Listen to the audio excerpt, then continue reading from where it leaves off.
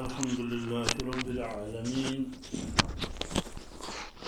والصلاة والسلام على سيد الأنبياء والمرسلين وعلى آله الطيبين الطاهرين وعلى من تبعهم بإحسان إلى يوم الدين أما بعد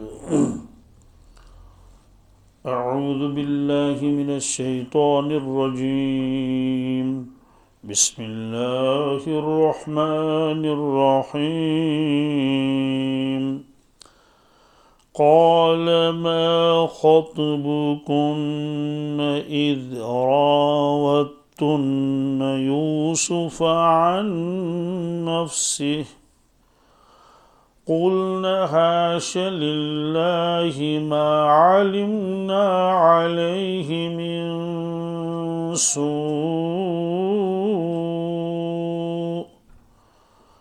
قالت امرأة العزيز الآن حصحص الحق أنا راودته عن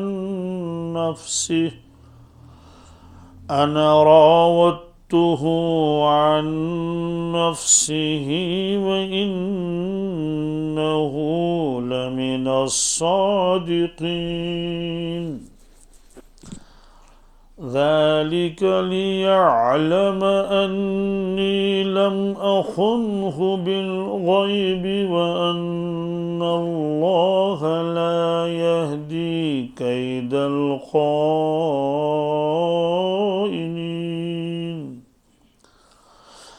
وما أبرئ نفسي إن النفس لأمارة بالسوء إلا ما رحم ربي إن ربي غفور رحيم صدق الله العظيم.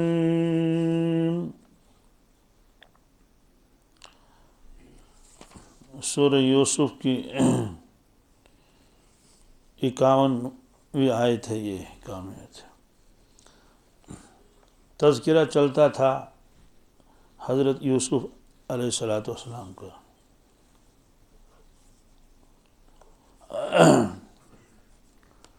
حضرت یوسف علیہ السلام کے پاس قاصد آیا بادشاہ کا. پہلے تو اس نے خواب کی تعبیر پوچھی. حضرت یوسف علیہ السلام نے خواب کی جو تعبیر بتائی اور قاصد واپس گیا بادشاہ کے پاس. بادشاہ کو خواب کی تعبیر بتائی. بادشاہ بہت متاثر ہوا خواب کی تعبیر سن کر. گویا اس کے دل نے گواہی دے دی کہ یہ تعبیر بالکل صحیح ہے, ایسا ہی لگتا ہے. تو اس نے کہا اس سے کہ اس قیدی کو ہمارے پاس بلاؤ تاکہ ہم آمنے سامنے اس سے بات کر لیں. تو قاصد دوبارہ آیا جیل میں یوسف علیہ السلام کے پاس کہ آپ کو بادشاہ بلا رہا ہے کہ آپ چلیے. مطلب تو ظاہر سی بات ہے, جب اس کو بادشاہ بلائے گا تو آزاد بھی ہو جائے گا. کئی سال سے حضرت جیل میں تھے. تو حضرت نے فرمایا کہ نہیں, میں ایسے نکلنے والا نہیں ہوں. کہ کیوں؟ کہتے ہیں کہ پہلے اس معاملے کی تحقیق کی جائے. آپ نے یہ نہیں بتایا کہ مجھے جیل میں بند کر دیا گیا زلیخا نے اور اس کے شوہر نے, بلکہ یہ بتایا کہ ان عورتوں سے پوچھا جائے جنہوں نے اپنے ہاتھ کاٹے تھے. یہ بھی نہیں کہا کہ زلیخا سے پوچھا جائے. نہیں, نام کسی کا نہیں لیا کیونکہ وہ سمجھتے تھے کہ ان کے میرے اوپر احسان ہے, مجھے انہوں نے پالا ہے, بہت عزت کے ساتھ رکھا ہے, غلاموں جیسا سلوک نہیں کیا, میرے ساتھ اچھا سلوک کیا. البتہ انہوں نے پھر اس کو جیل میں ڈال دیا اور اس کی وجہ بھی آ گئی کہ آپ واپس جاؤ اور بادشاہ سے کہو کہ وہ قیدی ایسے رہا نہیں ہونا چاہتا ہے جب تک اس معاملے کی تحقیق نہ ہو جائے. اس کی وجہ خود آگے آئے گی. کہ اگر میں ایسے نکلوں گا، اور بہت سارے لوگوں کے ذہنوں میں تو بات ہے ہی، وہ کہیں گے جناب یہ تو وہی شخص ہے جس کے بارے میں وہ الزام تھا، اور آج بادشاہ نے اس کو اپنا مشیر بنایا، اپنا وزیر بنایا، اور بہت ہی اعزاز اکرام کے ساتھ اس کو رکھا، عزت کے ساتھ. تو لوگوں کے دلوں میں یہ کھٹک رہے گی. اور خود جو زلیخا کا شوہر ہے، عزیز اس کو کہتے تھے، عزیز مصر، اس کے دل میں بھی یہ بات رہے گی کہ کچھ نہ کچھ تو ہوگا، اور اس کے دل میں کھٹک رہے گی، خواہ میں وہ پریشان رہے گا. اس لیے میں چاہتا ہوں کہ معاملہ پہلے صاف ہو جائے. تو قاصد نے کہا کہ اس نے آنے سے انکار کیا. بادشاہ حیران ہو گیا، کون سا قیدی ہے ایسا جو جیل سے چھوٹنا نہیں چاہتا. کہا کہ ان عورتوں کو سے پوچھا جائے. بادشاہ نے حکم دے دیا، ٹھیک ہے بلاؤ تمام عورتوں کو جنہوں نے ہاتھ کاٹے تھے. تو عورتوں کو بلایا گیا، زلیخا بھی بلایا گیا، اس کو بھی، اصل معاملہ تو اسی کا تھا. تو بادشاہ نے ان کو دربار میں حاضر کیا، ان سے کہا کہ بتا کیا معاملہ ہے. ما خطبکن اذ راوتن یوسف عن نفسہ، کہ کیا معاملہ ہے اور کیا حقیقت ہے جب تم نے یوسف علیہ السلام کو پھسلانا چاہا تھا، اس کے نفس کو اپنی طرف مائل کرنا چاہتا تھا، بتاؤ کیا بات ہے، صاف بتاؤ. تو تمام عورتوں نے کہا قلنا حاش للہ، حاش للہ ما علمنا علیہ من سوء، ہم نے ان کے اندر کوئی برائی نہیں دیکھی، بالکل نہیں. کم از کم پتہ چلتا ہے کہ وہ دیکھ رہا ہے ہماری طرف، گور کے دیکھ رہا ہے یا بالکل نہیں، نگاہیں بھی نہیں اٹھائی. اور اس کے بعد جو مصر کی عورتوں نے اس کو بہت مجبور کیا تھا اس بات پر کہ تم بات مان لو زلیخا کی، کیونکہ تم اس کے غلام ہو، اس کا احسان تمہارے اوپر ہے. حضرت نے اس کا بھی صاف انکار کر دیا کہ ایسا بالکل نہیں ہو سکتا. اور خود ان عورتوں نے اپنی طرف مائل کرنا چاہا، حضرت تو پھر بھی مائل نہیں ہوئی، اور سمجھ گئے یہ تو کوئی اور شخص ہے. بہرحال عورتوں کے ذہنوں میں یہ بات تھی، تو انہوں نے صاف کہہ دیا کہ بالکل نہیں، کوئی برائی نہیں ان کے اندر ہے، بالکل منزہ اور پاک ہیں. چونکہ زلیخا بھی وہیں تھی، اس سے پہلے چند سال اس نے خود کہا تھا کہ اس نے میرے ساتھ ایسے کرنے کا ارادہ کیا، الزام لگایا. تو اب کی مرتبہ خود کہہ رہی ہے قالت امرأۃ العزیز الآن حسس الحق. تو عزیز کی بیوی یعنی زلیخا نے کہا کہ اب تو کھل گئی ہے بات، اب تو وقت بھی ہو گیا بہت. انا راودتہ، کہتے ہیں کہ میں نے ہی اس کو پھنسانا چاہا تھا، ان نفسہ، اس کے مائل کرنا چاہا تھا اپنی طرف. لیکن وَإِنَّهُ لَمِنَ الصَّادِقِينَ، یہ سچا ہے. یہ یعنی جو میں نے الزام لگایا تھا وہ غلط تھا، اور جو اس نے اس وقت کہا تھا کہ میں بری ہوں، یہ خود مجھ کو مجبور کرتی تھی. کہتے ہیں یہ سچا ہے یہ. اب اس کے بعد جو آیت ہے ذَلِكَ لِيَعْلَمَ أَنِّي لَمْ أَخُنْهُ، اس کا پہلے اس کی تشریح آئے گی، پھر اس کے بعد یہ کہ یہ کس کا قول ہے. ذَلِكَ، اب بات تو چل رہی تھی زلیخا کی، اب آگے والی آیتیں یہ زلیخا کا قول ہے یوسف علیہ السلام کا. تو اس میں مفسرین کرام کے دونوں قول ہیں. بعض لوگوں نے کہا کہ یہ یوسف علیہ السلام کا کلام ہے جو آگے آ رہا ہے، اور بعض لوگوں نے بہت زور لگایا اس پر کہ نہیں یہ تو زلیخا کا کلام ہے. احادیث میں کوئی صراحت اس کی نہیں ہے. تفسیر ابن کثیر نے تو بہت ہی زور لگا کر کہا یہ تو زلیخا کا کلام ہے. کس کا؟ تو زلیخا نے کہا ذالک لیعلم، یہ بات میں اس لیے صاف کہتی ہوں تاکہ معلوم ہو جائے یوسف علیہ السلام کو انی لم اخنہ بالغیب، غائبانہ میں نے اس کی خیانت نہیں کی. مطلب تو یہ ہے کہ میں نے اب بھی اس کے اوپر الزام نہیں رکھا، بلکہ میں نے صاف کہہ دیا یہ سچا ہے، قصور میرا تھا. اور کیوں ایسا کہا؟ وَأَنَّ اللَّهَ لَا يَهْدِي كَيْدَ الْخَائِنِينَ، اس لیے کہ اللہ تبارک تعالیٰ خیانت کرنے والوں کو ان کو ہدایت نہیں دیتا ہے. اس لیے میں نے صاف بات کہہ دی. ساتھ میں یہ کہا کہ اچھا ٹھیک ہے، پھر تم نے ایسا کیوں کیا تھا، اس کے اوپر ڈورے کیوں ڈالے تھے؟ کہتے وَمَا أُبَرِّئُ نَفْسِي إِنَّ النَّفْسَ لَأَمَّارَةٌ بِالسُّوءِ، کہتے ہیں کہ میں اپنے آپ کو بری تھوڑی کہتی ہوں، میرا نفس پاک و صاف ہے. نفس تو برائیوں کا حکم دیتا ہے.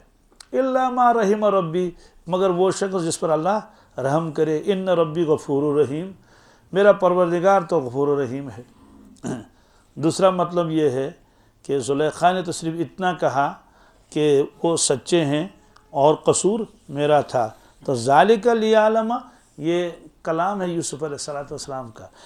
ذالک، یہ سارا معاملہ، یعنی میں قید سے کیوں نہیں نکلا اور میں نے یہ شرط کیوں لگائی پہلے عورتیں جو ہے وہ ان سے پوچھا جائے، فرماتے ہیں دو وجہ سے۔ سب سے پہلی وجہ تو یہ ہے کہ جو عزیز ہے زلیخا کا شوہر، اس کو پورا یقین ہونا چاہیے میں نے خیانت نہیں، میں نے خیانت، یہ ظاہر سی بات ہے، یوسف علیہ السلام تو گھر میں ہی رہتے تھے نا، تو زلیخا کا شوہر عزیز ابن مصر، اس کا نام فوتیفار تھا، وہ ہمیشہ تھوڑے گھر میں رہتا تھا، اس کو پورا یقین ہونا چاہیے کہ یہ سچا ہے۔ اس لیے کہ جو آدمی سچا نہ ہوگا وہ ایسے تھوڑی شرط لگائے گا، نہیں صاحب پہلے تحقیق ہونی چاہیے۔ اگر کوئی قصوروار آدمی ہوگا وہ تو کہے گا کسی طرح سے معاملہ ٹل جائے، تو یہ اس کے سچے ہونے کی دلیل، اس نے کہا بالکل میں قید سے نہیں نکلوں گا تب تک جب تک معاملے کو صاف نہ کرو۔ اس کا مطلب کہ پورا یقین ہے اور یقین کے ساتھ فرما رہے ہیں۔ تو فرمایا کہ تاکہ زلیخا کے شوہر عزیز کو پورا یقین ہو جائے کہ میں نے خیانت نہیں کی، اس کے غائبانہ کہ میں نے چوری چھپ کے جب وہ وہاں گھر میں نہیں تھا، اور کہ میں خیانت بھی کیوں کرتا۔ وَأَنَّ اللَّهَ لَا يَهْدِي كَيْدَ الْخَائِنِينَ، بے شک اللہ تبارک تعالیٰ خیانت کرنے والوں کو، دغا بازوں کو ہدایت نہیں دیتا ہے، ان کی مدد نہیں کی جاتی ہے۔ تو بہرحال یہ حضرت نے فرمایا، اور تاکہ لوگوں کو معلوم ہو جائے کہ جس شخص کے اوپر الزام لگایا گیا تھا اور اتنے سال وہ جیل میں رہا، تو آج ثابت ہو گیا یہ کیا ہے، یہ بری الذمہ ہے، یہ بالکل بے قصور ہے۔ آج بھی ہوتا ہے نا جیلوں میں، کسی کو اتنے سالوں کے بعد چھوڑ دیا پھر کہ بھائی اس کے اوپر کوئی جو الزام ثابت نہیں ہوا، تو کہتے ہیں عدالت نے اس کو کیا کر دیا، بری کر دیا، تو وہ اس وقت تو بڑی عزت کے ساتھ نکلتا ہے کہ بھائی میرے اوپر جو سارے الزامات تھے، یہ چونکہ نبی تھے کیا، اور اگر نبی کے بارے میں کسی کو تھوڑا سا بھی دل میں وہ آ جائے گا تو اس کو فیض نہیں ملتا، اس کو فیض تو امتی کے لیے سب سے پہلی بات ہے اس کو عقیدت ہو اپنے نبی کے ساتھ۔ منافقین کو تو یہی ہوتا تھا نا کہ ان کو عقیدت نہیں تھی، اس لیے فائدہ نہیں ملتا تھا۔ ایک ہی مجلس میں صحابہ کرام بھی ہوتے تھے اور ایک ہی مجلس میں منافقین بھی ہوتے تھے۔ قرآن پاک نے ایک عجیب جملہ بیان فرمایا، اللہ کے نبی صلی اللہ علیہ وسلم جو بیان فرماتے تھے مسجد نبوی میں، تو صحابہ کرام بھی ہوتے تھے اور منافقین بھی ہوتے تھے۔ سوال منافقین کو پھر آنے کی ضرورت کیا تھی؟ اس لیے کہ ظاہری اعتبار سے تو وہ مسلمان تھے نا، تو وہ کیسے غیر حاضر رہتے، تو وہ ہر وقت حاضر رہتے تھے لیکن اندر سے مسلمان نہیں تھے۔ تو جب مجلس ختم ہو جاتی تھی، صحابہ کرام مضامین کو یاد رکھتے تھے، نصیحتوں کو یاد رکھتے تھے، وہ جو باہر نکلتے تھے تو وہ مضمون بھول جاتے تھے، منافقین مضمون بھول جاتے تھے، وہ پھر کہتے ہیں ماذا قال آنفا، ماذا قال، حضرت ابھی اندر بیان فرما رہے تھے وہ کیا فرما رہے تھے، تو بھول جاتے تھے۔ سوال ہے کہ قوت حافظہ ان کا کمزور تھا کیا؟ نہیں، اس کی ایک الگ وجہ ہے، اور اس سوال کا جواب دیا ہے شیخ عبدالعزیز دباغ رحمۃ اللہ نے۔ ہم بہت اونچے درجے کے شخص تھے، پڑھے ہوئے کچھ بھی نہیں، کیا ہے، اللہ اکبر، کیا سبحان اللہ، اللہ جس کو سبق پڑھائے اس کو تو فرق گردانی کی کیا ضرورت ہے، ہم لوگ تو کتابوں میں ہی رہتے ہیں نا، یاد کرتے کرتے بھی پھر بھول جاتے ہیں، 10 یوں کتابیں دیکھنے پڑتے ہیں۔ اللہ کے نبی صلی اللہ علیہ وسلم کو کوئی ایک کتاب دیکھنے کی ضرورت نہیں تھی، تو علم لدنی تھا نا، اللہ کا عطا کیا۔ ایسے جن لوگوں کے پاس علم لدنی ہوتا ہے وہ بھولتے بھی نہیں کیا، اور وہ نیا نیا علم جو سوال ان کو کیا جو اس کا جواب دیتے ہیں، جو سوال۔ اس کی مثال آپ سمجھے، ایک ہے حوض، کیا ہے، حوض میں جتنا پانی یہاں سے ڈالو اتنا ہی نکلے گا، تو ظاہر سی بات ہے اگر آپ نے اس میں 10 ٹینکر ڈالے تو 10 ٹینکر گہرا تو نہیں نکلیں گے۔ ایک ہے کنواں، کیا ہے، کیونکہ کنویں سے آپ جتنا نکالو گے اور نکلتا رہے گا، کیونکہ اس کنویں کا تعلق جو ہے نا وہ تو جتنی زمین کے اندر جو پانی ہے اس کے ساتھ ہے، تو ہزاروں ٹینکر نکالو تب بھی نکلیں گے۔ تو علم لدنی کی مثال ایسی ہوتی ہے، جتنے بھی سوالات کر لو سب سوالات کے جوابات آئیں گے، چونکہ ثبوت قرآن پاک میں بھی ہے کہ انبیاء علیہ الصلوۃ والسلام کو بھی علم لدنی دیا جاتا ہے اور امتی کو بھی دیا جاتا ہے علم لدنی۔ وَآتَيْنَاهُ مِن لَّدُنَّا عِلْمًا، خضر علیہ الصلوۃ والسلام کے بارے میں بھی ہے۔ بہرحال قرآن پاک نے بھی فرمایا سَنُقْرِئُكَ فَلَا تَنْسَى، ہم آپ کو پڑھائیں گے، ہم آپ کو یا رسول اللہ صلی اللہ علیہ وسلم، پھر آپ بھولیں گے نہیں، پھر آپ. تو شیخ نے کیا جواب دیا؟ شیخ نے جواب دیا اصل وجہ یہ ہے کہ قرآن پاک اور احادیث مبارکہ نورانی کلام ہے. کیا جی، ان دو کلاموں کے علاوہ کائنات میں کوئی کلام نورانی نہیں. کیا فائدہ بخش تو ہو سکتا ہے، اچھا کلام تو ہو سکتا ہے، بہترین کلام تو ہو سکتا ہے، لیکن انوارات نہیں. کیا انوارات صرف دو کلام میں ہیں، ایک ہے قرآن مجید میں اور ایک ہے احادیث میں. قرآن مجید میں نور خدا ہے. کیا احادیث میں نور محمد ہے صلی اللہ علیہ وسلم. اور اس کے اوپر شیخ نے پھر ایک واقعہ بھی لکھا ہے، علامہ احمد بن مبارک سلجماسی کہا میں نے دیکھا کہ شیخ کے قدم بہت مضبوط ہیں. کیا شیخ کے قدم پڑھے ہوئے کچھ بھی نہیں ہے، بس ناظرہ پڑھا تو ناظرہ والے کو کیا یاد رہے گا. تو کہا میں سوالات کرتا تھا شیخ کو، شیخ جواب دیتے تھے. میں نے اس سے ایک مرتبہ پوچھا، میں نے کہا حضرت آپ نے تو صرف ناظرہ پڑھا ہے، لیکن آپ فوراً کہتے ہیں کہ یہ قرآن پاک کی آیت ہے، اور حدیث مبارک کے بارے میں فرماتے ہیں یہ حدیث ہے، اور کسی حدیث کے بارے میں فرماتے ہیں یہ حدیث ہے ہی نہیں، یہ حدیث یہ تو موضوع ہے، یعنی ویسے ہی لکھ ڈالیے کسی نے، حدیث نہیں ہے. آپ پہچانتے کیسے ہیں؟ مجھے حیرت ہے. حضرت نے فرمایا میں انوارات سے پہچانتا ہوں. جب کوئی شخص قرآن پاک کی تلاوت کرتا ہے تو میں دیکھتا ہوں کہ جو یہ کلام پڑھ رہا ہے اس میں اللہ کا نور ہے، اس میں اللہ کا، تو میں اس نور سے پہچانتا ہوں کہ یہ کلام اللہ ہے. اگر کوئی آدمی حدیث پاک پڑھ لے گا تو جب وہ حدیث پاک کی پڑھ رہا ہو حدیث پاک کو، مثلا اس نے کہا انما الاعمال بالنیات وانما لامرئ ما نوى، یہ جو الفاظ اس کے زبان سے نکلتے ہیں اس کے ساتھ نور نکلتا ہے، نور محمد صلی اللہ علیہ وسلم. تو اگر کوئی عربی اور کوئی جملہ نکالے گا ٹھیک ہے وہ اچھا ہو سکتا ہے، لیکن اس میں انوارات نہیں ہوتے ہیں. تو میں پہچانتا ہوں کہ یہ نہ قرآن پاک کی آیت ہے نہ حدیث ہے. علامہ نے کہا کہ اور امتحان کریں گے شیخ کا. کہنے لگے حضرت میں آپ کے سامنے کچھ پڑھنا چاہتا ہوں تاکہ آپ فرما دیجئے میں نے کیا پڑھا. فرمایا پڑھو. اس نے کہا حافظوا علی الصلوات والصلاۃ الوسطی وهی العصر وقوموا للہ قانتین. شیخ نے فرمایا یہ قرآن پاک کی آیت ہے، ایک ٹکڑا حدیث ہے، ایک ٹکڑا. اس نے کہا کون سا ٹکڑا حدیث ہے؟ کہا وہی العصر. کیسے باقی کا نور الگ تھا، یہ بیچ میں جو آپ نے وہی العصر پڑھا اس کا نور الگ تھا. اس کا نوروں کی تو الگ الگ ہوتی ہیں نا بھائی، اس کا رنگ الگ ہے، اور اگر آپ وہ دوسری لائٹ لگا لیں گے تو اس کا رنگ کچھ الگ آتا ہے. تو پہچان گیا کہ اتنا تو ہے قرآن مجید یہ ٹکڑا حدیث ہے. پھر ایک لمبی بحث ہے عجیب و غریب کا. پھر میں نے اس کے بعد کچھ حدیثیں سنائیں جن کو محدثین نے کہا یہ موضوع ہے. موضوع میں یہ صحیح حدیث یعنی جھوٹی ہے. ایک ہوتا ہے ضعیف تو حدیث ہی ہوتی ہے، وہ صرف راوی کے اندر کوئی شرط کم ہوتی ہے، کس کے اندر، کلام تو وہ حضوری کا ہوتا ہے. ایک موضوع کا ہوتا ہے کہ جو حضور کا کلام نہیں. کیا نہیں. تو میں نے موضوع حدیثیں کچھ سنائیں، آپ نے فرمایا یہ حدیث نہیں. کیا یہ حدیث نہیں. اس کے بعد میں نے حدیث قدسی شروع کر دی. حدیث قدسی بھی ہوتا ہے نا، یا ابن آدم، ہے نا، یہ تفرق لعبادتی عمل صدرک غنى واسد فقرک، یہ حدیث قدسی ہے. کہ میں نے حدیث قدسی شروع کر دی. شیخ ایسے جیسے چوکنا ہو گئے.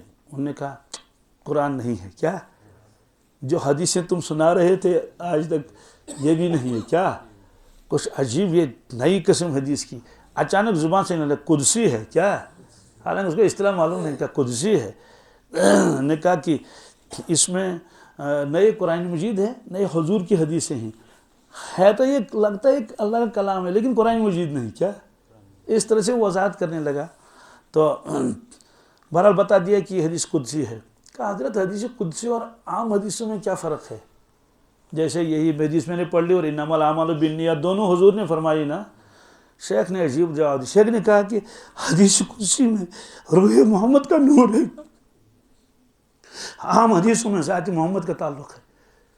اس میں روح محمد ہے نہ روح کا تعلق روحانی، چونکہ وہ حضور لیتے ہیں اللہ سے، الفاظ اپنے بتاتے ہیں. الفاظ گویا کہ من وجن تو اس کو مشابہت ہے اللہ سے، من وجن حضور سے. کہا اس میں روح کا دخل ہے. کیا روح کا دخل ہے. اور کا جو عام حدیث ہیں اس میں حضور کی ذات کا دخل ہے. کس کا؟ تو اس نے یہ کہا ایک کا تعلق روح کے ساتھ ہے، ایک کا تعلق ذات کے ساتھ ہے۔ اس کے بعد کہا میں نے شیخ سے بہت سارے سوالات کیے، کیا تو دیکھا کہ شیخ تو بہت عجیب و غریب ہے، میں اٹھ کے اور بہت سا دیا اس کے ہاتھ کو، میں نے کہا آپ کتنے مضبوط ہیں۔ تو بہرحال تو نبی کے بارے میں اچھا ہوا کیا، اب جب یہ نورانی کلام کانوں میں پڑ گیا اس کے بعد دل میں آئے گا نا، تو منافقین کو چونکہ عقیدت نہیں، کیا یہ آج بھی ہے، کوئی کتنا بزرگ ہو، ولی خدا ہو، اگر کوئی سننے والا ہے وہ اس کو اس کے ساتھ عقیدت نہیں ہے، کیا عقیدت نہیں ہے، عقیدت نہیں ہے، اس کے ساتھ کوئی محبت نہیں ہے، معترض سے اعتراض کرتا ہے، اس کو نفع کچھ بھی نہیں ملے گا، کیا کچھ بھی نہیں ملے گا۔ کیوں؟ اس لیے کہ نفع کے لیے سب سے پہلی شرط جو ہے وہ محبت و عقیدت ہے۔ عقیدت کا مطلب وہ اس کو صحیح سمجھے، سچا سمجھے۔ جب اس کے دل میں اعتراض ہے نا، تو اس کو نفع نہیں ملے گا۔ کہا کہ یہ انوارات، یہ کلام جب دلوں میں پہنچتا ہے تو یہ تلاش کرتا ہے یہاں بیٹھنے کی جگہ ہے یا نہیں، کیا آدمی کسی جگہ جائے گا تو پہلے دیکھے گا نا بیٹھنے کی جگہ ہے یا نہیں۔ اگر بیٹھنے کی جگہ ہی نہیں ہے، وہاں گندگی ہے، وہاں کوڑا کرکٹ ہے، وہاں مینگنیاں ہیں، وہاں گوبر ہے، بات سمجھا دی، تو ظاہر سی بات وہاں بیٹھے گا کیسے؟ وہ کہے گا بھائی کہاں میں آپ نے بٹھایا، یہاں تو بیٹھنے کی جگہ نہیں، فوراً نکلے گا، اور بدبو ہے تو فوراً ناک بند کر کے بھاگے گا۔ اور اگر آپ نے اس سے کہا تشریف لائیے اندر، دیکھا اللہ اکبر خوشبو ہے، کیا ہے خوشبو ہے، بہترین فرش ہے اور بیٹھنے کی جگہ ہے، چاہے آج کرسیاں کہیے یا کچھ کہیے، وہ صوفہ سیٹ کہیے، اور بہت خوشگوار ہے، اللہ اکبر خوشبو ہے، آدمی مہمان آ کے بیٹھے گا اس میں، وہاں سے اٹھنے کو جی نہیں چاہے گا۔ کہا جب یہ انوارات، یہ کلام جب صحابہ کے کانوں میں پہنچتا تھا، پھر دلوں میں، تو وہ یہ کلام دیکھتا تو یہ تو اپنی جگہ ہے، یہ تو انوارات سے بری ہوئی ہے، صاحب کلام کے ساتھ محبت بھی ہے، عقیدت بھی ہے، اور عقیدت کیا تو محبت کے عشق بھی ہے، اور اس بالکل صدق ہے، سچ سمجھتے ہیں، جو فرمائے گا صحیح ہے، جو فرمائے گا، تو وہ مضامین وہیں رہتے ہیں، وہ مضامین۔ اور جب وہ مضامین دیکھتے تھے یہاں بیٹھنے کی جگہ نہیں ہے، کیا کیوں؟ اس لیے کہ جس کے دل میں یہ کلام پہنچ گیا وہ گندہ ہے، اس میں نفاق ہے، اس میں کفر ہے، اس میں اعتراض ہے۔ ایسے منافقین اعتراض کرتے تھے نا رسول اللہ کے بارے میں، بہت اعتراض کرتے تھے، کبھی کہتے تھے یہ تقسیم ٹھیک نہیں کرتا ہے، مال غنیمت اپنوں کو دیتا ہے، کبھی یہ اعتراض کرتے تھے، کبھی کچھ کرتے تھے۔ بہرحال تو اس لیے کہ وہ مضامین باہر نکلتے تھے، کیا وہ وہاں بیٹھتے نہیں تھے، اس سے باہر جا کر وہ کہتے تھے ماذا قال آنفا، کہ حضرت نے جو اندر تقریر کی تھی وہ کیا تھی۔ تو بہرحال تو یہ ضروری ہے کہ عقیدت ہو۔ تو یوسف علیہ السلام نے سوچا اگر میں ایسے نکلوں گا کیا، اور بعد میں مجھے بتانا ہے کہ میں نبی ہوں، کیا جیل میں تو وہ بتاتے تھے، اور لوگوں کو میری نبوت کے اوپر وہ ایمان لانا ہے، اور اگر ان کے دل میں یہ خلش رہے، ارے یہ تو فلاں صاحب ہیں، یہ تو فلاں صاحب ہیں، تو یہ فیض سے محروم ہو جائیں گے۔ ان کا دل صاف ہونا چاہیے اور یقین ہونا چاہیے سچا ہے، کیا تو اس کی آپ نے اصلاح فرمائی۔ اسی لیے بہت سارے لوگ ہیں نا، وہ جو نیک بنتے ہیں تو لوگ کہتے ہیں ہے راستان وسو کرن فلان فلان کام کہتے ہیں نا، اگرچہ حدیث میں اس کی ممانت ہے۔ ایک شخص برائی میں مبتلا ہے، اس کے بعد اس نے سچی توبہ کر لی، اب وہ نیک صالح بن گیا ہے، اب لوگوں کو بھی نصیحت کرتا ہے، تو کچھ لوگ اس سے کہتے ہیں ارے جاؤ، کل تک تو تم چرسیوں کے ساتھ تھے اور شرابیوں کے ساتھ، آج آ گئے تم بیان کرنے کے لیے، بن گئے مولوی، جاؤ ہمیں سب کچھ معلوم ہے۔ تو یہ حدیث میں اس کی ممانعت ہے کہ جس شخص نے جس گناہ سے توبہ کی اس کو اب تانا نہیں دینا چاہیے۔ اگر کوئی اس کو تانا دے گا تو حدیث میں اللہ تعالیٰ قسم فرما دیں تب تک یہ آدمی مرے گا نہیں تانا دینے والا، جب تک میں اس کو مبتلا نہیں کروں گا اسی گناہ میں۔ اس لیے اسے بالکل ایسا نہیں کرنا چاہیے کہ کوئی آدمی مبتلا ہو سچی توبہ کر لے۔ عام طور سے یہ تبلیغ والے ہوتے ہیں نا، یہ پکڑ کے لاتے ہیں نا، شرابیوں کو پکڑ کے لاتے ہیں اور چرسیوں کو پکڑ کے لاتے ہیں، اب پھر چونکہ جوش بھی ہوتا ہے وہ آ کے بیان شروع کر دیتا ہے، تو بالکل دل میں یہ نہیں لانا چاہیے۔ ہاں یہ سوچنا چاہیے کہ ٹھیک ہے تب تک اس کی زندگی ایسی تھی، اب سچی توبہ کر لی اور نیک صالح بن گئے، مجھے اس کی بات ماننی چاہیے۔ لیکن نبیوں کے بارے میں یہ نہیں کہ جناب ہاں صاحب اس سے پہلے تو یہ ایسے تھے اور اب نبی بن گئے، نہیں، نبی معصوم ہوتا ہے بچپن سے۔ تو یوسف علیہ السلام نے جیل سے نکلنے کی اس لیے انکار کیا کہ جب تک پورے وضاحت نہ ہو جائے، اور جس محفل میں یہ واقعہ پیش آیا کہ عورتوں کو بلایا گیا تو وہاں چونکہ اس وقت بہت سارے لوگ تھے نا، کوئی 2-4 آدمی تھوڑے تھے، بادشاہ تھا، وزراء تھے، اور زلیخا تھی، خود فوتیفار بھی تھا زلیخا کا خان، کیونکہ وہ عزیز مصر تھا، وہ اصل میں وزیر تھا، کیا تھا، اور بادشاہ دوسرا تھا، اس کا ریان تھا. تو چونکہ بڑی محفل تھی اور اس میں جب سب نے اقرار کر دیا تو یہ بات پورے شہر میں پھیل گئی. پھیل نہیں چاہیے، لوگوں کا کام ہی کیا ہوتا ہے، تو وہ فوراً آگے جو فارورڈ کر لیتے ہیں. تو پورے شہر میں معلوم ہوا کہ جس شخص کو جیل میں بند کر دیا گیا تھا وہ تو بری ثابت ہو گیا، وہ تو بری. سب نے کہا اچھا بری ثابت ہو گیا، ہاں اچھا، ارے ہم بیچارے کو خواہ میں جو بے گناہ کو انہوں نے جیل میں بھر دیا. ہاں آتا رہتا، بادشاہ تو ایسے ہی ہوتے ہیں، اور کیا. پورے شہر میں یہ چرچا ہو گیا کہ یوسف علیہ السلام جو جیل میں تھے وہ بے گناہ ہیں، کیا ہیں، بے قصور ہیں. تو ہو گیا کہ نہیں؟ اب بتائیے کیسی کارروائی ہو گئی ہے نا. تو یہ فرمایا ذالک لیعلم انی لم اخنہ بالغیب، عزیز مصر کو معلوم ہونا چاہیے، یقین ہونا چاہیے کہ میں نے خیانت نہیں کی ہے غائبانہ، اور اللہ خیانت کرنے والوں کو پسند بھی نہیں کرتا.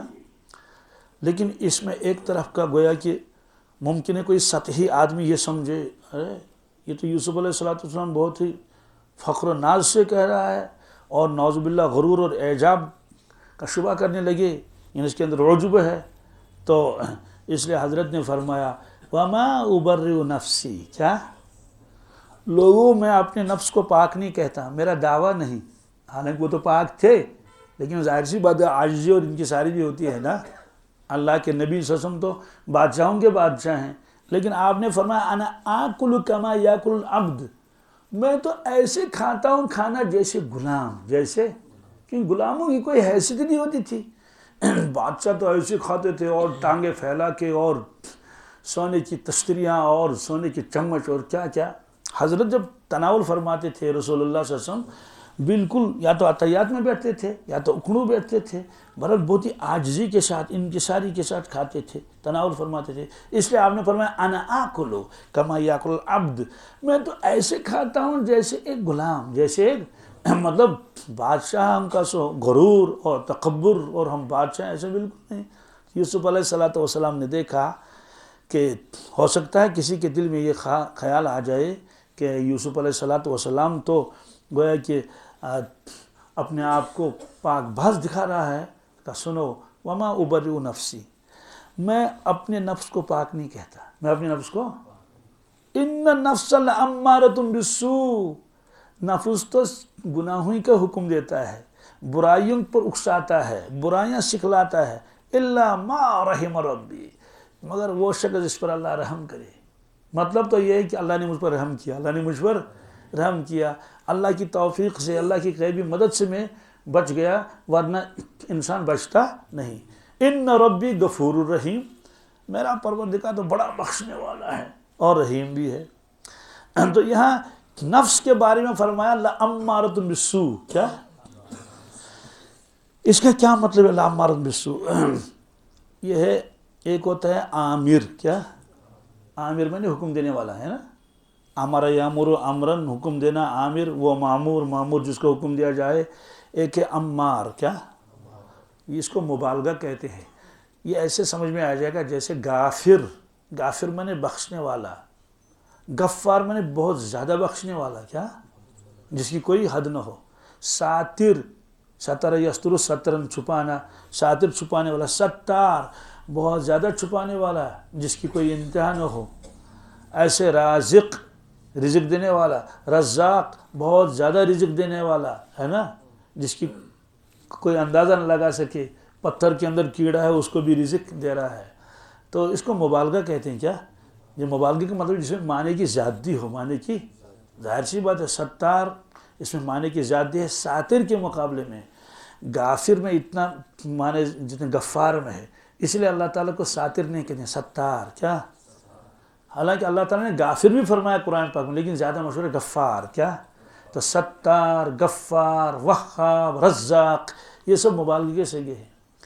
تو عامر میں نے حکم دینے والا، عمار میں نے جو بہت زیادہ حکم، اس کا کام ہی یہی ہو، کام ہی. تو عمارہ کیوں کہا؟ چونکہ نفس عربی میں مؤنث ہے. نفس عربی میں جب مؤنث ہوتا ہے تو اس کے ساتھ گول تا لگ جاتی ہے. جیسے ذاکر اور ذاکرہ، ذاکر مانے ذکر کرنے والا، ذاکرہ مانے ذکر کرنے والی، عالم عالمہ ہوتا ہے نا، ہا لگانی پڑتی ہے، وہ ہا تو اصل میں گول تا ہے، لیکن جب سانس توڑ دو تو ہا بن جائے، جیسے قد قامت الصلاۃ، قد قامت الصلاۃ، ہا نکالنی پڑے گی، کیوں؟ گول تا پر سانس توڑ دیں تو ہا یہ ساکنہ بن جائے، اس کو وقف بالابدال کہتے ہیں۔ کیا جی، یہ دو جگہ ہوتا ہے، دو زبروں پر سانس توڑ دو علی بن جائے، یدخلون فی دین اللہ افواجا، جن کو جا پڑا، والعادیات ضبحا، ہاں پڑھ لے، تو یہ والعادیات ضبحا، تو یہ وقف بالابدال، تو گولتا پر سانس توڑ دو، امارہ، کیا جی، اصل تو امارتن ہے، کہتے ہیں کہ نفس تو امارہ ہے، کیا کس کا؟ ہر شخص کا، کس کا؟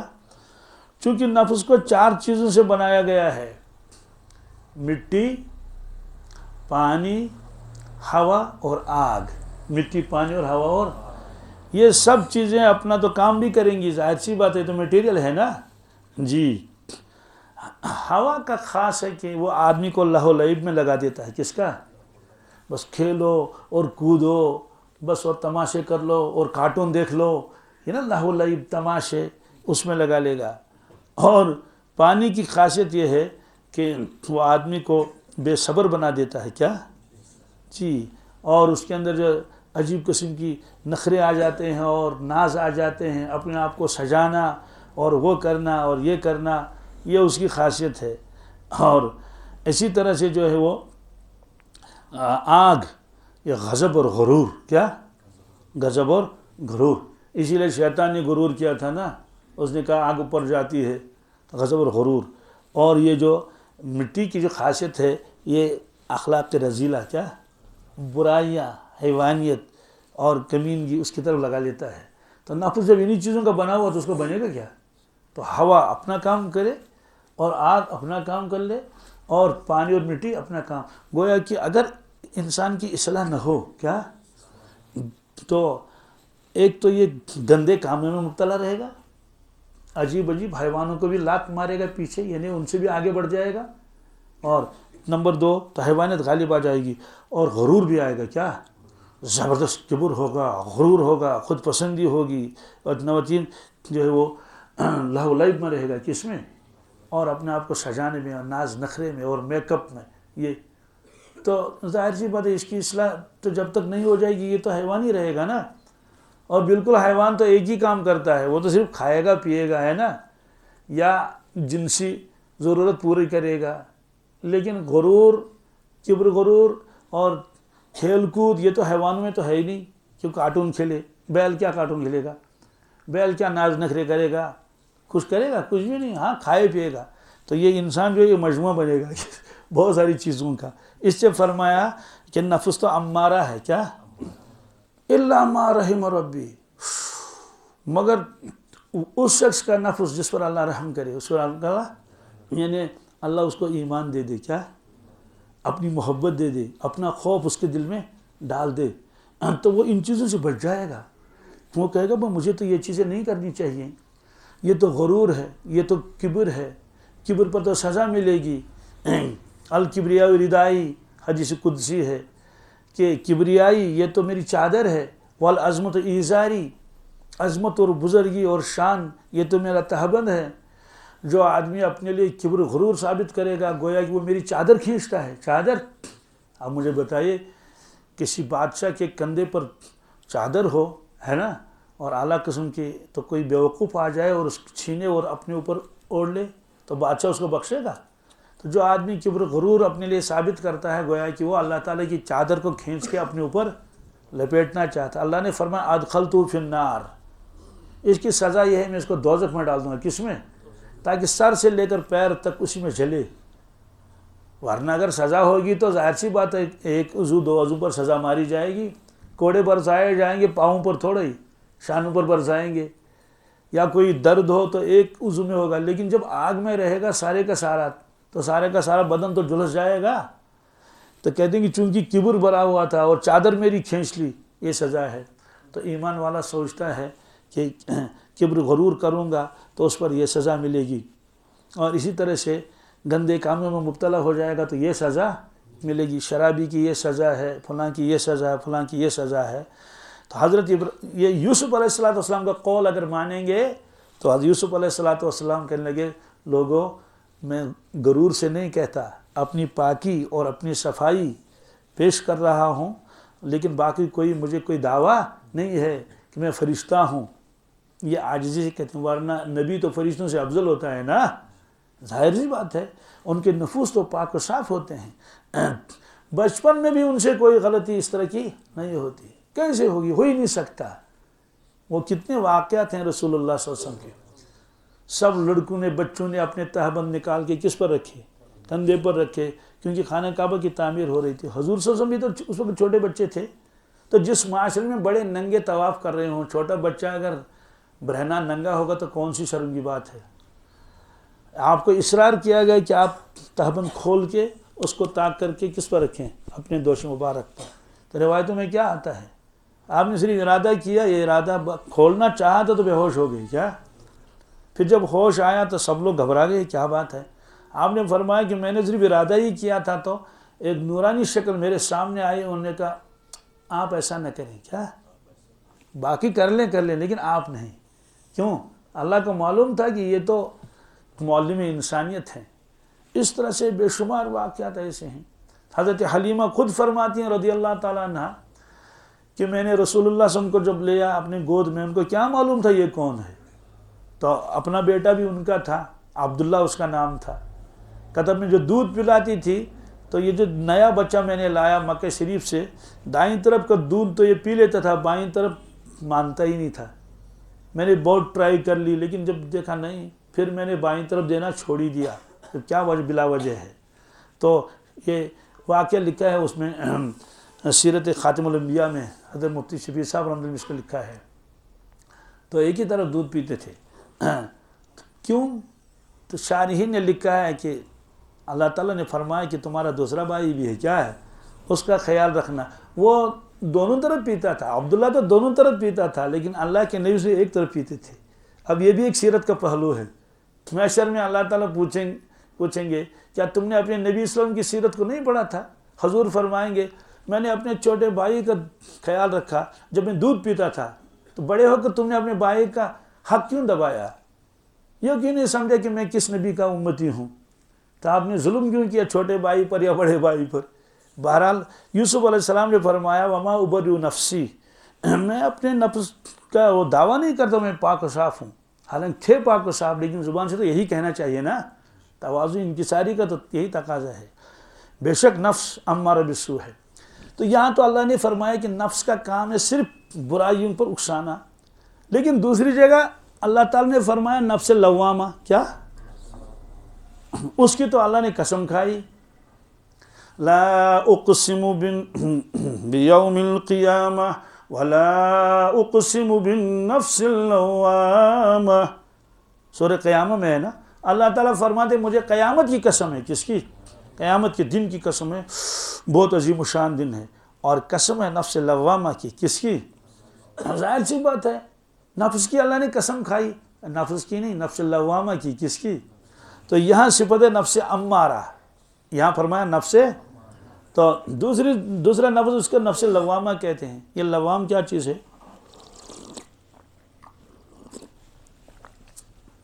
یہ ملامت سے نکلا ہے۔ کس سے؟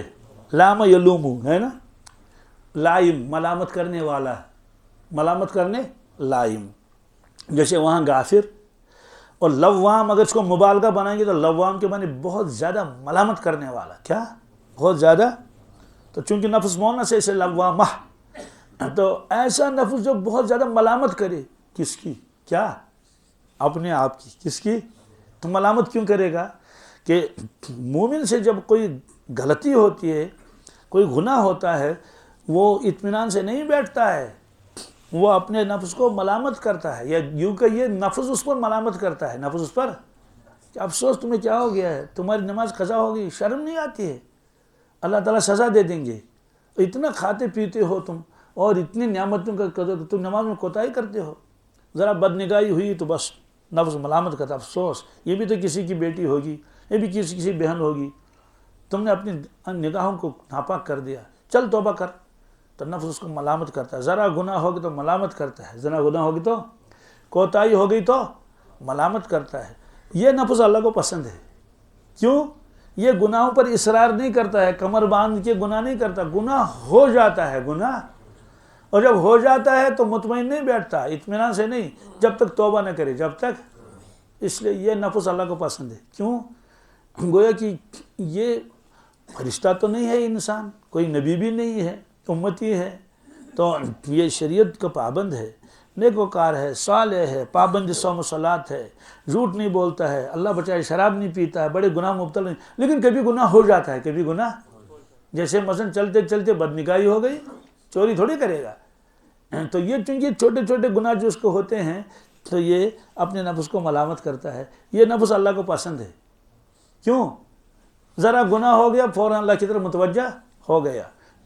اس کو نفس لوامہ کہتے ہیں. تو یہ اللہ کو پسند ہے بہت. اور حدیث میں ہے کہ 2 آدمیوں نے ایک ہی گناہ کیا. کیا؟ ایک مومن ہے، دوسرا بھی مسلمان ہی ہے، وہ فاسق و فاجر ہے. کیا؟ یا کہ یہ بے ایمان ہے. تو مومن ہے، فاسق، گناہ ایک جیسا ہوا. مثلا ایک جگہ بیٹھ کے دونوں نے بوتل پی لی. اب ہوا کیا؟ کہتے ہیں جو یہ مومن ہے اس سے گناہ ہو گیا. کیا نہیں ہو گیا؟ کیا ایکسیڈنٹ ہو جاتا ہے، کیا جاتا ہے. اس حدیث میں ہے کہ مومن گناہ کرتا نہیں، مومن سے گناہ ہو جاتا ہے. کیونکہ مومن کا ذہن پاک صاف ہے، وہ گناہ کے پلان اپنے ذہن میں نہیں بناتا ہے. بہرحال ہو گیا گناہ. اب وہ گھبراتا کتنا ہے؟ کہ وہ اتنا گھبراتا ہے جیسے ایک پہاڑ ہو اور وہ اس کے سر پر ہو. کیا؟ اور وہ اس پہاڑ آہستہ آہستہ نیچے آ رہا ہے، اس کو بھاگنے کا موقع نہیں. یہ بھی تو ہے نا، ورنہ بھاگ جائے گا تو ٹھیک ہے، بھاگنے کا موقع نہیں. اور وہ پہاڑ نیچے آ رہا ہے، اس کو معلوم ہے کہ یہ اتنا بڑا پہاڑ ہے کہ اس کے نیچے یہ دب جائے گا، بلکہ اس کو جو ہے کچمر نکلے گا. تو اس وقت آدمی کی حالت کیسی رہے گی؟ کیا خیال ہے؟ ہم لوگوں کو تو تجربہ ہے اس کا، جب جموں سے آ جاتے ہیں سری نگر اور برسات ہو، کیا ہو، اور دیکھیں جگہ جگہ پسیاں گر رہی ہیں، جگہ جگہ پسیاں گر رہی ہیں، اور جام بھی ہے کسی قدر. تو ایک آدمی چل رہا ہے گاڑی میں، نہ آگے جانے کا موقع ہے، نہ جائے گا کہاں، تو گاڑی میں ہے نا، اور پہاڑ کی طرف دیکھ رہا ہے، اور تھوڑا تھوڑا وہاں سے پہاڑ کھسک رہا ہے. تو اس وقت اس کو اپنی جان کے علاوہ کچھ یاد، تو اتنا گھبرائے گا کہ کسی طرح سے اس جگہ سے نکلوں، اور توبہ بھی کرے گا، استغفر اللہ، لا حول ولا قوت الا الہ الا اللہ، یا اللہ بچا لے، یا اللہ بچا لے. اگر ساری چیزیں جو چھوڑ جائے گا اس وقت، تو اتنی گھبراہٹ اس کے اوپر ہے، یہاں تک کہ وہ اس جگہ سے آگے نکل گیا تو بس مطمئن ہو گیا، الحمدللہ رب العالمین، خطرے کی جگہ سے میں وہ آگے نکل گیا. تب تک ٹریفک تھوڑا آگے چل گیا تھا، اور اس نے دیکھا ہے کہ کئی گاڑیاں اس میں نیچے آ گئی. تو جو کیفیت اس کی ہوتی ہے کہ اب مرنے کا خطرہ ہے. تو مومن سے جب گناہ ہو جاتا ہے وہ ایسے گھبراتا ہے، اب پکڑ ہوگی، کیا پتہ نہیں اللہ تعالیٰ کیا کریں گے، ٹانگ توڑ دیں گے یا بازو توڑ دیں گے یا کچھ نہ کچھ کر لیں گے. تو وہ بہت پریشان رہتا ہے. وہ جلدی سے اللہ سے دعا مانگنے شروع کر دیتا ہے، توبہ کر دیتا ہے، وضو بنا کے 2 رکعتیں نفل پڑھ کے اللہ سے کر، یا اللہ مجھے معاف کر دے، آئندہ میں نہیں کروں گا، میں آپ سے وعدہ کرتا ہوں سچے دل سے، یہ گناہ مجھ سے ہو گیا، یا اللہ تو مجھ کو معاف کر دے. تو 4 آنسو بہاتا ہے. اس کے بعد اس کے دل میں اطمینان آتا ہے. کیا؟ ہاں اب میں بچ گیا، اب مجھے اللہ تعالیٰ سزا نہیں دیں گے. تو فرمایا کہ یہ نفس لوامہ ہے، یہ نفس ہے یہ. تو اس کے بعد اور ایک نفس کا تذکرہ قرآن پاک میں سے نفس مطمئنہ کہتے ہیں. کیا کہتے ہیں؟ نفس مطمئنہ کس کا کہتے ہیں؟ مومن کامل. کیا؟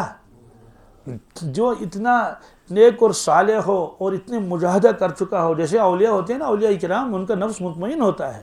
نفس لوامہ بھی نہیں، مطمئن بس. تو گویا کہ وہ ہر وقت نیکیوں ہی خیال آتا ہے، ہر وقت نیک کاموں میں رہتا ہے، اللہ کی یادوں میں رہتا ہے. آپ گناہ کے خیالات بھی نہیں آتے ہیں. گناہ کے آپ کہیں گے وہ فرشتہ بن گئے. نہیں، آپ بولا نا آئے گئے، اگر آئے گا ادھر سے آیا ادھر گیا، ادھر سے آیا ادھر سے گیا، انہیں گناہوں میں بہت مبتلا نہیں ہوتا ہے. تو آپ نے فرمایا یہ نفس مطمئنہ ہے. تو پہلے امارہ، اس کے بعد لوامہ، مطمئنہ. اور نفس مطمئنہ کے بارے میں کیا ہے؟ یا ایتھا النفس المطمئنہ ارجعی الی ربک راضیۃ مرضیہ فادخلی فی عبادی وادخلی جنتی. اس کے لیے اعلان ہوگا. کیا ہوگا؟ جی، مرتے کے وقت فرشتے یہ آیت اس کو سنائیں گے. اے نفس مطمئنہ، اے اطمینان والے نفس، یعنی اے ایسے شخص جو اللہ کا فرما بردار ہے، جو اللہ کا، اور نفس لوامہ بھی نہیں، مطمئنہ اس کو ملا ہے. نیکیوں کے اوپر جو ہے وہ اس کو سکون ملتا ہے نیکی کر کے، گناہوں سے بچا ہوا ہے. چل، اب بہت مجاہدے آپ نے کیے. ارجعی الی ربک، جاؤ اللہ کے پاس. کس کے پاس؟ یہ نہیں جاؤ برزخ میں. ارجعی الی ربک، جاؤ اللہ کے پاس، واپس جاؤ. جاؤ نہیں، واپس جاؤ. کیا جاؤ اگر ہوتا تو اذهبی ہوتا ہے. ارجعی، واپس لوٹ جا. راضیۃ مرضیہ، کیا تو اس سے راضی ہے، اللہ تجھ سے راضی ہے. ہاں، تو اس سے راضی ہے. تو اس سے راضی کا مطلب ہے کہ آپ تو اس کے احکامات پر راضی تھے. اللہ تعالیٰ نے فرمایا وضو کر لو، نماز پڑھ لو، زکوٰۃ دے دو، حج کرو، ذکر کرو، روزہ رکھو، اعتکاف کر لو، سچ بولو. تو سب آپ نے سارے کام کر لیے. اللہ تعالیٰ نے فرمایا جھوٹ مت بولو، دھوکہ مت دے دو، غیبت مت کرو، ظلم مت کرو، کسی کا حق مت کھاؤ. آپ نے تو یہ سارے کام کر لیے. آپ نے تو یہ سارے کام جو حکم اللہ نے دیا، چاہے جون میں روزہ رکھنا تھا، چاہے جولائی میں رکھنا تھا، تو آپ تو راضی تھے اللہ کے احکامات پر. تو راضی مرضی ہے، وہ تجھ سے راضی ہے، وہ تجھ سے. اللہ تعالیٰ فرماتے ہیں فادخلی فی عبادی وادخلی جنتی، جاؤ میرے نیک بندوں کے ساتھ شامل ہو جاؤ اور جنت میں داخل ہو جاؤ. اس نفس کے بارے میں ایک روایت بہت عجیب ہے. روایت سنیے کیا ہے. ارشاد فرمایا ایک مرتبہ حضرت رسول اللہ صلی اللہ علیہ وسلم نے صحابہ کرام سے فرمایا، صحابہ اس دوست کے بارے میں تمہارا کیا خیال ہے؟ اس دوست کے بارے میں تمہارا رفیق ہے، اس کا حال یہ ہے کہ اگر تم اس کا اکرام کرو گے، عزت کرو گے، احترام کرو گے، کھانا کھلاؤ گے، کپڑا پہناؤ گے، تو وہ الٹا کرے گا، تمہیں بلا میں مصیبت میں مبتلا کرے گا. بلا اور مصیبت میں. حالانکہ تم نے اس کو کیا کیا؟ کھانا کھلایا، اچھا کپڑا پہنایا، اور اگر تم نے اس کی توہین کر لی اور اس کو بھوکا ننگا رکھا، انہیں زیادہ کھانے کو بھی نہیں دیا، تمہارے ساتھ بھلائی کا معاملہ کرے گا، تمہارے ساتھ اچھائی کا معاملہ کرے گا. تو صحابہ کرام نے عرض کیا یا رسول اللہ صلی اللہ علیہ وسلم، اس سے برا تو دنیا میں کوئی ہے ہی نہیں. اس سے برا تو دنیا میں کوئی ساتھی نہیں. کیوں؟ ارے اس سے آپ کھانا کھلا رہے ہیں، برفی کھلا رہے ہیں، بات سمجھا گئی، اکرام احترام سے رکھتے ہیں، اچھے کپڑے بنے، وہ الٹا کرتا ہے، مصیبت میں مبتلا کرتا ہے اور بلاؤں میں پھنساتا ہے. اور جب آپ اس کو کیا کرتے ہیں؟ کچھ نہیں دیتے ہیں، یا دیتے ہیں نہ ہونے کے برابر دیتے ہیں، کوئی اس کو ناز نخری اس کے نہیں کرتا، بس الٹا وہ تمہارے سے بھلائی کا معاملہ کرتا ہے، اچھائی کا معاملہ کرتا ہے. کہیں کہ اس سے زیادہ تو برا دنیا میں کوئی ساتھی ہو ہی نہیں. یہ تو دیکھو کہ یہ تو کیا کہتے ہیں اس کو، نمک حرام ہے، یہ کیا ہے نا. تو آپ نے فرمایا قسم ہے اس ذات کی، کیا والذی نفس محمد بیدہ، جس کے قبضے میں میری جان ہے، وہ ساتھی تمہارا نفس ہے، وہ ساتھی تمہارا جو تمہارے پہلو میں ہے، وہ ایسا ہی ہے، وہ ایسا ہی، یعنی اس کے ساتھ تم اچھا سلوک کرو، نفس کی بات مان لو، نفس کی بات، وہ مبتلا کرے گا مصیبت میں، ایسے ایسے گناہوں میں پھنسا دے گا کہ اللہ تعالیٰ بچائے کہ عزت پر بھی حملہ ہوگا آپ کے، دوسری چیزوں پر بھی ہوگا. فرمایا وہ نفس ہے. تو صحابہ کرام سمجھ گئے اچھا. ہاں، تو ایک حدیث میں کہ تمہارا سب سے بڑا دشمن، سب سے بڑا خود تمہارا نفس ہے، شیطان سے بھی زیادہ. کیوں؟ شیطان لا حول سے بھاگتا ہے، اذان سے بھاگتا ہے، بھاگتا نہیں بھاگتا ہے. ہم نے کہا لا حول ولا قوت الا باللہ. حدیث میں ہے کہ شیطان پیچھے سے آتا ہے شانوں کی طرف سے. کس سے؟ تو وہیں سے ایک لمبی سوئی والا انجیکشن لگاتا ہے، یعنی اپنی سونڈ لگاتا ہے، تو دل کے اندر اثرات ڈالتا ہے. لیکن جب دیکھتا ہے کہ دل اللہ اللہ کر رہا ہے، اللہ کی طرف متوجہ ہے، تو بھاگ جاتا ہے. کیا بھائی یہاں تو ہمارا کام نہیں بنے گا. تو فرمایا کہ تمہارا سب سے بڑا دشمن شیطان سے زیادہ تمہارا نفس ہے. کیا کرتا کیا ہے؟ جو تمہیں برے کاموں میں مبتلا کر کے ذلیل و خوار کرتا ہے اور طرح طرح کی مصیبتوں میں گرفتار کرتا ہے. تو یہ نفس کی 3 قسمیں ہوگی. کتنی؟ نفس امارہ، کیا اللہ تعالیٰ بچائے، اللہ تعالیٰ وہ کبھی بھی اس کو نیک کام کی بات نہیں بتاتا ہے. نفس لوامہ، کیا یہ عام مومنین کا ہوتا ہے کہ وہ نیکوکار ہوتے ہیں، صالح ہوتے ہیں، لیکن کبھی کبھی گڑبڑ ہو ہی جاتی ہے تو وہ اس پر قائم نہیں رہتے ہیں، فوراً توبہ کر لیتے ہیں۔ تیسرا جو اہل اللہ حضرات کا ہوتا ہے نفس مطمئنہ، انبیاء علیہ الصلوۃ والسلام تو اس سے بھی اونچے ہیں، کیا ہیں؟ بات سمجھ آ گئی؟ کیوں؟ ان کا معیار ہی دوسرا ہوتا ہے۔ اور بزرگوں نے لکھا، مثال سے سمجھایا ہے، بادشاہ کا دربار لگا ہوا ہے، کیا ایک آدمی ہر وقت دربار میں حاضر ہے تو وہ بادشاہ کی مخالفت کرے گا کیا؟ اس کی توجہ ہر وقت کس کی طرف رہتی ہے؟ بادشاہ کی طرف۔ دوسرا آدمی ہر وقت دربار میں نہیں رہتا لیکن آتا جاتا ہے، کیا آتا جاتا ہے، دن میں 2 چکر لگاتا ہے، 3 چکر لگاتا ہے، ہفتے میں 3 مرتبہ آتا ہے، بادشاہ کے ساتھ تعلق ہے اس کا، آتا جاتا ہے۔ تو یہ انہوں نے مثال سے سمجھایا، کہا انبیاء علیہ السلام حاضر باش ہیں، کیا ہیں؟ تو جو ہر وقت بادشاہ کے سامنے ہو تو اس کو نفس اور گناہ اور نافرمانی یہ تو اس کو خیال بھی نہیں آئے گا۔ اور اولیاء کرام حاضر باش تو نہیں ہے لیکن دربار میں آتے رہتے ہیں، دربار میں آتے رہتے ہیں، اس لیے وہ محفوظ ہیں، کیا؟ اب خلاصہ اس کا نکلا، انبیاء علیہ السلام معصوم ہیں، کیا؟ اور صحابہ کرام اور اولیاء کرام محفوظ ہیں، کیا؟ آخر میں دونوں یہ ہے کہ وہ بھی بے گناہ، یہ بھی بے گناہ، کیونکہ جو محفوظ رہتا ہے نا، محفوظ کا معنی جو حفاظت میں ہے۔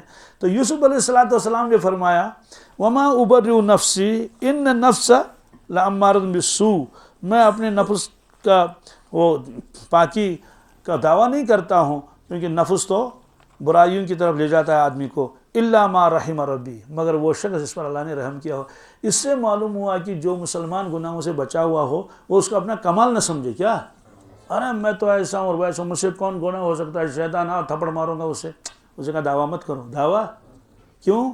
اگر آپ نیک صالح ہیں یہ اللہ کی مہربانی آپ کے اوپر ہے۔ تو یہاں غفور الرحیم آیا، کیا؟ غفور کا تعلق ہے نفس لوامہ کے ساتھ، کس کے ساتھ؟ رحیم کا تعلق ہے نفس مطمئنہ کے ساتھ۔ ہاں، غفور کا تعلق یعنی جاؤ تم سے گناہ ہو گیا، تم نے معافی مانگی، میں غفور ہوں، میں نے معاف کر دیا۔ اور نفس مطمئنہ کو والے کو کہیں گے تو میں تو رحیم ہوں۔ رحیم کا مطلب ہے کہ جتنے آپ نے نیک اعمال کیے ہیں میں اس سے زیادہ آپ کو دے دوں گا۔ تو بہرحال آگے پھر ہے بادشاہ کا واقعہ۔ بادشاہ نے کہا اس کو میرے پاس بلاؤ، میرے پاس۔